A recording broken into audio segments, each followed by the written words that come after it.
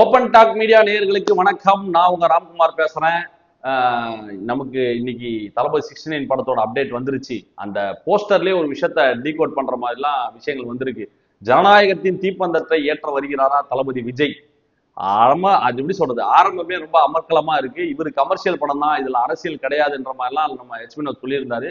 ஆனா படத்தோட அந்த ஃபர்ஸ்ட் லுக் கிடையாது, அனௌன்ஸ்மெண்ட் போஸ்டர்லயே வந்து ஜனநாயகம் தீப்பந்தம்ன்ற மாதிரிலாம் சில விஷயங்களை கொண்டு வந்து கொடுத்து, இல்ல ராஜா இது வந்து அரசியல் படம்ன்ற மாதிரி தான் சில சமிக்கைகளை நமக்கு வினோத் அவர்கள் கொடுக்கிறாரா என்ற ஒரு கேள்விகள் எழ ஆரம்பிச்சிருக்கு. அதுவும் படத்தோட ரிலீஸ் டேட் சொல்றதை விட அந்த மாதம் அக்டோபர் மாதம் 2025 இந்த படத்தை நாங்க ரிலீஸ் பண்றோம், தைரியம் இருக்கவங்க வாங்கடான்ற மாதிரிலாம் கிளாஸ்க்கெல்லாம் இப்போ நம்ம பசங்க கூப்பிட ஆரம்பிச்சிட்டாங்க. அந்த மாதிரி ரிலீஸ் டேட்டை மறுபடியும் அந்த மாசத்தை இன்க்ளூட் பண்ணி தான் இந்த படத்தோட போஸ்டரே வந்திருக்கு. இதை சார்ந்த விவாதங்கள்லாம் இப்பவே ஏற்பட ஆரம்பிச்சிருச்சு. இது வரைக்கும் ஃபேன் பாய் மூமெண்ட்ல இருந்து அந்த ஒரு போஸ்டரை பார்த்துக்கிட்டு இருந்தவங்கலாம் இப்போ அரசியல் ரீதியா இந்த போஸ்டரை அணுக ஆரம்பிச்சிருக்காங்க. லெப்ட் ஹேண்ட்ல அந்த தீப்பந்தம் இருக்கு. அதே மாதிரி வந்து ஜனநாயகத்தின் தீப்பந்தம் எடுத்து தீண்டாமை கொடுத்து இந்த மாதிரி சில வசனங்கள்லாம் ஆல்ரெடி போக்கிரி படத்துல தளபதி அவர்கள் வசனம் பாடல்களா வருது. இந்த மாதிரி எல்லாம் வந்து அரசியல் சார்ந்த ஒரு விஷயமா இப்போ ஒரு பேசு பொருளா இந்த ஒரு சின்ன போஸ்டரே வந்து பேச வச்சுக்கிட்டு இருக்கு. ரசிகர்கள் டீகோட் பண்ணிக்கிட்டு இருக்காங்க. நிறைய அரசியல் பத்திரிகையாளர்கள்லாம் பாத்தீங்களா, லெப்ட் ஹேண்ட்ல பிடிக்கிறாரு, அவர் வந்து இடதுசாரி கொள்கைகள் தான் கையில் எடுக்க போறாரா. ஏன்னு கேட்டீங்கன்னா, இதே போஸ்டர் வந்து ஐயா கமலஹாசன் அவர்கள் வந்து இந்த கதையை ஆக்சுவலி பாத்தீங்கன்னா கமலஹாசன் அவர்களுக்காக செய்யப்பட்ட ஒரு கதை. அதோட ஃபர்ஸ்ட் லுக்லாம் கூட ரிலீஸ் ஆகி அது தவிர்க்க முடியாத சில காரணங்களால இந்த படம் தள்ளி போயிட்டதா ஒரு தகவல் இருக்கு. அந்த கதையில தான் வந்து தளபதி அவர்கள் நடிக்கிறாரா இல்லையான்றதெல்லாம் வந்து வரும் நாட்கள்ல தான் நமக்கு தெரியும். பட் இப்போ இந்த போஸ்டர்ஸ் எல்லாம் பார்க்கும்போது கிட்டத்தட்ட ரெண்டும் ஒரே மாதிரியான கதையோன்ற ஒரு சந்தேகத்தை நமக்கு எழுப்புது. ஏன்னு கேட்டீங்கன்னா, கமலஹாசன் அவர்கள் வந்து இதே தீப்பந்தத்தை வந்து ரைட் ஹேண்ட்ல பிடிச்சி இது பண்ற மாதிரி போஸ்டர்ஸ் எல்லாம் வந்து இருந்தது. ஆனா அதே போஸ்டர்ஸ் வந்து இப்ப என்னன்னா ஒரு கை மட்டும் தான் இருக்கான லெப்ட் ஹேண்ட்ல பிடிக்கிற மாதிரி எல்லாம் சில விஷயங்கள் வந்து வரதா டீகோட் பண்ணி ரசிகர்கள் சோசியல் மீடியால போட்டுக்கிட்டு இருக்காங்க.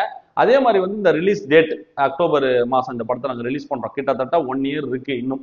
அந்த ரிலீஸ் டேட்டும் சொல்லிட்டதுனால என்ன மாதிரி ரிலீஸ் டேட்ல ரிலீஸ் பண்ண போறாங்கன்னா வந்து இப்பவே தேதிகள் எடுத்து தீபாவளிக்கா இல்ல பூஜா ஹாலிடேஸா இல்ல காந்தி ஜெயந்தியான்ற மாதிரிலாம் வந்து ரசிகர்கள் வந்து ரிலீஸ் தேதியை குறித்தும் பேசு பொருளா மாறி இருக்கு. இப்படி இந்த படம் வந்து ஆரம்பமே வந்து ரொம்ப அமர்க்கலமா ஸ்டார்ட் ஆயிருக்கு. அரசியல் படம் என்ற ஒரு குரூப்பும் ஒரு பக்கம் கமர்ஷியல் படம் என்ற ஒரு விவாதத்தை இந்த படம் ஏற்படுத்தி இருக்கிறது பார்க்கறதுக்கு ரொம்ப சந்தோஷமாக இருக்கிறது. ரெண்டாவது என்ன பாத்தீங்கன்னா, நேத்தே இந்த படத்தோட அப்டேட் கொடுக்கறதா சொன்னாங்க. டைட்டில் சொல்ல போறதெல்லாம் வேற எதிர்பார்ப்புகள் இருக்கும் பொழுது சடால்னு இவங்க வந்து ஒரு 5 நிமிஷம் ஒரு வீடியோவை இறக்கி விட்டு ஒட்டுமொத்த சோசியல் மீடியால இருக்க அனைத்து ரசிகர்களையும் வந்து சோகத்துல அழுத்தி விட்டாங்க. ஏன்னா நமக்கு தெரியும் இது கடைசி படம்ன்றதெல்லாம். படம் முடிச்சுட்டு வெளியே வரும்போது அந்த ஃபீலிங் எல்லாம் வந்து நேத்து அந்த படத்தோட அனௌன்ஸ்மெண்ட்டுக்கே நான் உங்களை அழவாக்கணும் பாருடான்னு சொல்லி ஒரு வீடியோவை இறக்கி விட்டு நாம பட்ட கஷ்டம் இருக்கே ஐயோ, அது பார்க்கும் போதே நமக்கு வந்து ரொம்ப எமோஷனல் ஆகி ரொம்ப ஃபீல் ஆகி நம்ம அன்றாட வாழ்க்கையை வந்து செய்ய முடியாத மாதிரி மண்டைக்குள்ள அந்த வீடியோ ஓடிக்கிட்டே இருந்தது. இவங்க வேற சும்மா இல்லாம பழைய வீடியோ எல்லாம் எடுத்துன்னு வந்து போட்டு இனிமே நான் திரும்ப வரவே மாட்டேன் தெரியும்லன்ற மாதிரி எல்லாம் வந்து பழைய வீடியோஸ் எல்லாம் எடுத்துன்னு வந்து போட்டு அது எப்படி சொல்றது ரொம்ப எமோஷனலா ஃபேன்ஸ் எல்லாம் அட்டாச் ஆகி போய் அந்த வீடியோ திரும்ப பார்க்கணும்னு நினைச்சாலே பயமா இருக்கு. ஐயோ அந்த வீடியோ நான் பார்க்க மாட்டேன்ற மாதிரிலாம் இருக்கு. அப்படி ரொம்ப எமோஷனலா தளபதி கூட கனெக்ட் ஆன பல கோடி ரசிகர்கள் வந்து அவங்களோட எப்படி சொல்ற அவங்களோட விஷயங்களை வந்து நேற்று சோசியல் மீடியால பகிர்ந்துகிட்டு இருந்தாங்க. யூடியூப்லயும் வந்து பல யூடியூபர்ஸ் வந்து ரியாக்ஷன் வீடியோன்னு சொல்லி மலேசியால இருக்கிறவங்க லோக்கல் சொல்லி நிறைய பேர் வந்து ரியாக்ஷன் வீடியோ எல்லாம் போட்டிருந்தாங்க. அதுல லிட்ரலி அவங்க அழுகுறாங்க. அவங்களால அந்த எமோஷனல் வந்து கட்டுப்படுத்த முடியல. கண்கள்ல கண்ணீர் தாரையாக போகுது.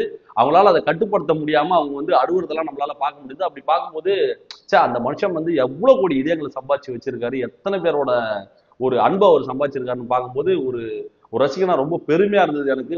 இத்தனை நல்ல உள்ளங்கள் இத்தனை கோடி ரசிகர்களை அவர் விட்டுட்டு அவர் அரசியலுக்கு போறாரு, எவ்வளவு ஒரு கட்ஸ் வேணும் அந்த கால் அவர் எடுக்கிறதுக்குன்னும் போது அதை யோசிக்கும் போதே எனக்கு ரொம்ப பெருமையா இருந்தது. தலைவா நீங்க யூ ஆர் கிரேட் என்ற மாதிரிலாம் என் மனசுக்குள்ள ஓடிக்கிட்டே இருந்தது.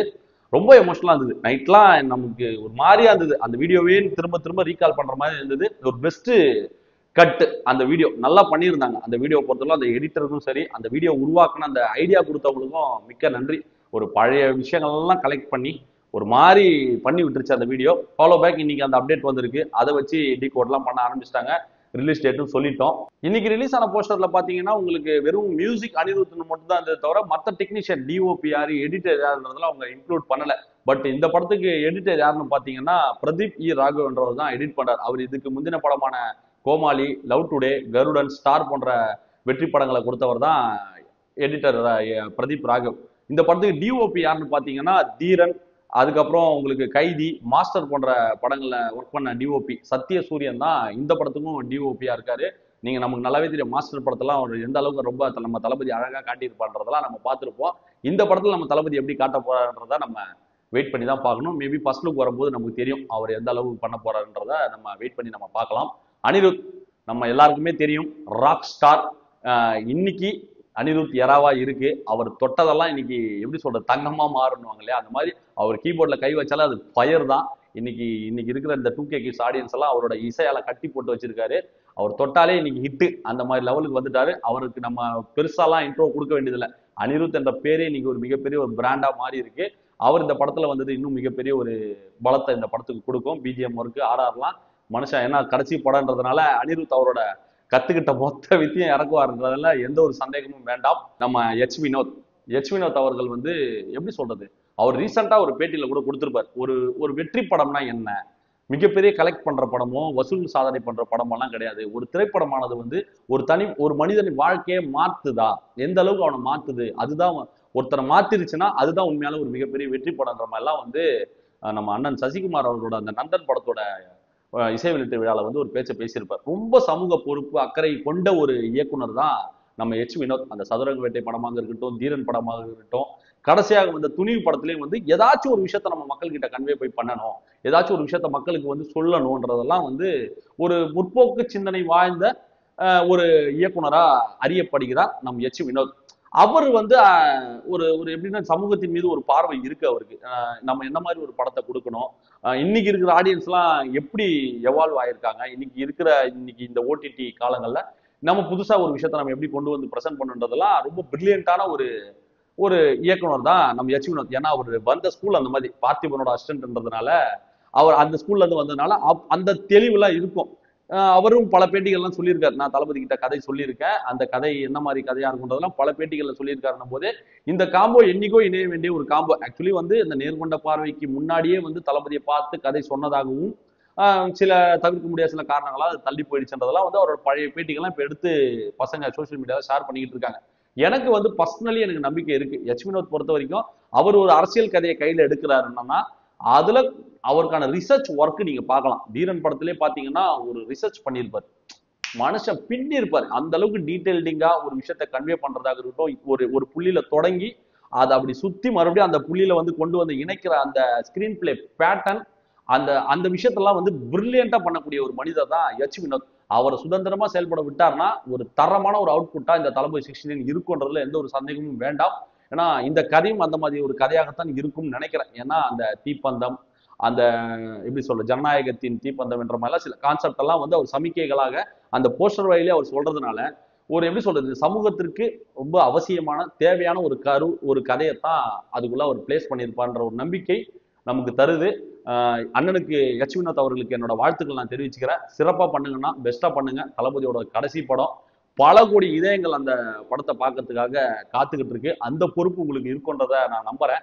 ஒரு தளபதியோட சினிமா கரியர்ல ரொம்ப இம்பார்ட்டண்டான ஒரு படமா இந்த படம் இருக்கணும், பல பேரின் தலையத்தை மாற்றக்கூடிய ஒரு படமா இந்த படம் இருக்கணும்ன்றத ஒரு ரசிகனா உங்ககிட்ட நான் ஒரு ரெக்வஸ்டாவே நான் வச்சுக்கிறேன். இன்னொன்னு, அடுத்து நீங்க என்ன எதிர்பார்க்குறீங்கன்னு எனக்கு நல்லாவே தெரியுது. டேய் போதும், மாநாடு எப்போ, என்னைக்கு, அந்த கேள்வி உங்க எல்லா மண்டைக்குள்ளேயும் ஓடிக்கிட்டே இருக்கும். எப்போ மாநாடு, என்னைக்கு வைக்க போறாங்கன்றதுக்கான அதிகாரப்பூர்வ அறிவிப்பு வந்து கூடிய விரைவில் வந்து அறிவிக்கிறதா இருக்காங்க. இன்னும் ஓரிரு தினங்கள்ல, இன்னும் ஒரு சில நாட்கள்ல வந்து அதுக்கான அறிவிப்பு உங்களுக்கு முறைப்படி நம் பொதுச்செயலாளர் அவர்கள் மூலியமா உங்களுக்கு அதுக்கான அறிவிப்பு முறையாக வரும். தளபதி அவர்களே அறிவிப்பார் என்னைக்கு நம்ம மாநாடு வைக்க போறோன்றதெல்லாம் சொல்லுவாங்க. அது வரைக்கும் இந்த வதந்திகள்லாம் நீங்க நம்பாதீங்க. நம்ம மாநாடு வந்து ரொம்ப சீரும் சிறப்புமாக செம்மையாக நடக்க போகுது. அந்த ஒரு மைண்ட் செட்லயே நீங்க இருங்க. என்னடா மாநாடு தள்ளி போகுது, நடக்குமா நடக்காதா, இருக்குமா இல்லையான்ற ஒரு விவாதம் எல்லாம் போய்கிட்டு இருக்கு. பத்திரிகையாளர்கள்லாம் பேசுறத நானும் பார்த்துக்கிட்டு இருக்கேன், தளபதி அவர்களும் பார்த்துட்டு தான் இருக்காரு. அவருக்கு ஒன்றும் தெரியாம இல்லை. கூடிய விரைவில் அவர் வந்து அறிவிப்பார், அதுவரை காத்திருங்கள். அடுத்து இந்த படத்தோட ரிலீஸ் டேட் தான் ரொம்ப ரொம்ப முக்கியமான ஒரு டேட்டு. ஏன்னா அக்டோபர் மாசம் ரிலீஸ் பண்ண போறதா அவங்க அந்த போஸ்டர்லயே அனௌன்ஸ் பண்ணிட்டாங்க. கிட்டத்தட்ட வந்து தீபாவளி இல்லைன்னா அந்த காந்தி ஜெயந்தி மாதிரி ரிலீஸ் பண்றதுக்கான வாய்ப்புகள் அதிகம் இருக்கு. எனக்கு ஏன் அந்த ரிலீஸ் டேட்ல அவ்வளவு சுவாரஸ்யம் என்னன்னா, கிட்டத்தட்ட 6 மாசத்துல வந்து எலெக்ஷன் இருக்க போகுது. ஏன்னா உங்களுக்கு ஏப்ரல் மேல 26ல அந்த அசம்பிளி எலெக்ஷன் நடக்க போகுது. ஏன்னா மாநாடு நடக்காதப்போவே வந்து இவங்க அது இதுன்னு வந்து தளபதி பத்தி பேசிக்கிட்டு இருக்கும் போது இப்போ அந்த ரிலீஸ் டேட் நெருங்க நெருங்க 6 மாசம் தான் இருக்கணும் போது அவர் மக்களை சந்திச்சிருப்பாரு, மாநாடுகள் நடந்திருக்கும். அவர் வந்து ஒரு ஃபுல் ஃபிளஜ்டான ஒரு பாலிடிக்ஸ், ஒரு எப்படி சொல்றது, அரசியல் கட்சி தலைவராக உருவெடுத்திருப்பாரு. கூட்டணி பேச்சுவார்த்தைகள் சொல்லி ரொம்ப அரசியல்களை சூடு பிடிக்கிற ஒரு தருணம், ரொம்ப ரொம்ப பீக்ல இருக்கும் அந்த டைம்ல. இந்த பாலிடிக்ஸ் ஸ்பீச்ன்றது எல்லாமே வந்து அந்த டைம்ல வந்து தளபதி அவர்களுக்கு இருக்கிற மக்களோட அந்த வரவேற்பு, அந்த டைம்ல இந்த படம் ரிலீஸ் ஆகுதுன்னும் போது அதுவே ஒரு மிகப்பெரிய ஒரு ஹைப்பு தான். இன்னும் 6 மாசம் இருக்கும்போது மாநாடுகள், மக்களை சந்திச்ச அந்த ஒரு எழுச்சி, அதெல்லாம் தாண்டி மக்கள் இவர் எந்த அளவுக்கு ரிசீவ் பண்ணியிருக்காங்கன்றதெல்லாம் வந்து இந்த படத்தோட ரிலீஸ்ல தான் நம்ம பார்க்க போறோம். அதுவும் கடைசி படம்ன்றதுனால இது எப்படி பார்த்தாலும் இந்த படமானது மிகப்பெரிய அதிர்வலைகளை உருவாக்க போகுது. ஒரு அரசியல் கட்சி தலைவரின் ஒரு படம் ரிலீஸ் ஆக போகுது, அதுவும் கடைசி படம். 6 மாசத்துல எலெக்ஷன் போது என்னென்ன மாதிரி விஷயங்கள் அந்த படத்துல இருக்குன்ற ஒரு எதிர்பார்ப்பு, அதே நேரம் வந்து அரசியல் கட்சி தலைவராக உருவாகி எப்படி சொல்றது, இவங்க இன்னைக்கு வைக்கிறாங்களா விமர்சனம்லாம், பேச மாட்டாரு, இன்டர்வர்ட்டு, யாருக்கிட்டையுமே பேச மாட்டாரு, ரூம்குள்ளேயே இருக்காருலாம் சொல்லிக்கிட்டு இருக்காங்க இல்லையா. இந்த படம் நெருங்க நெருங்க இதுக்கான சினாரியோஸ்லாம் நம்ம இப்பயே கணிச்சு வச்சிருவோமே அதை, ஏன்னா நம்ம இப்பயே அதை பதிவு பண்ணுறதா இருக்கட்டுமே. அன்றே கணித்தார் ராம்குமார் மாதிரி இருக்கும் இல்லையா. அதனால தான் நான் இப்பயே சொல்லி வைக்கிறேன், நீங்க நல்லா நோட் பண்ணி வச்சுக்கீங்க. இந்த படம் ரிலீஸ் ஆகிற அந்த அந்த டைம்ல தளபதியோட அந்த ரேஞ்சு வேற மாதிரி இருக்கும். அது அது எனக்கு இமேஜின் பண்றதுக்கே ரொம்ப கூஸ் மொமெண்டா இருக்கு.